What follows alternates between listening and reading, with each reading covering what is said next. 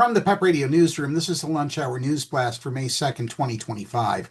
LGBTQ Nation is reporting that Montana's Governor Greg Gianforte has passed a law prohibiting the flying of pride flags on government property and public schools. However, the law allows historic flags, like the Confederate flag, to be flown, even though that flag represents support for Black slavery.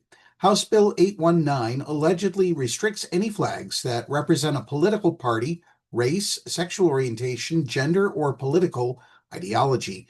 It also allows the flying of any flags honoring law enforcement officers, military service members, and public service organizations that provide appropriate non-political recognition of their contributions to public safety and national defense.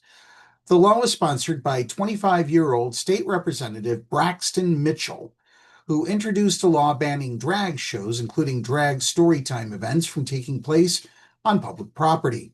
The law remains unenforceable due to a federal court injunction against it.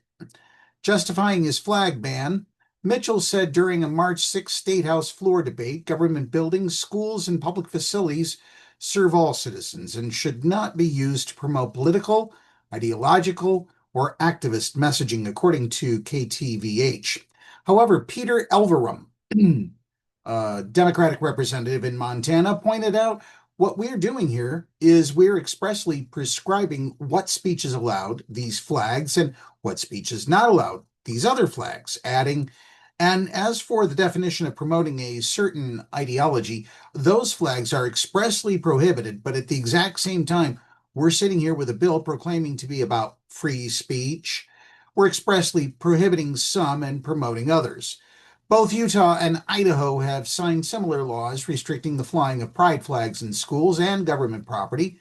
The move led the capital city governments of Salt Lake City, Utah, and Boise, Idaho, to designate the pride flags as official city flags so they can still be flown under the law.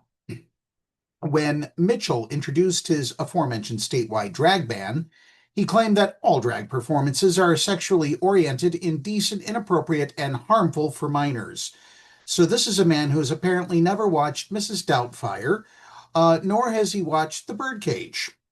Go figure. Or Bosom Buddies.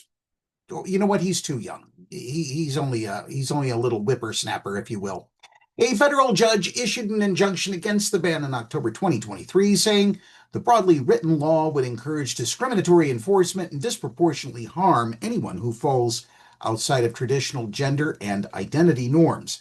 The judge's injunction has stayed in place ever since.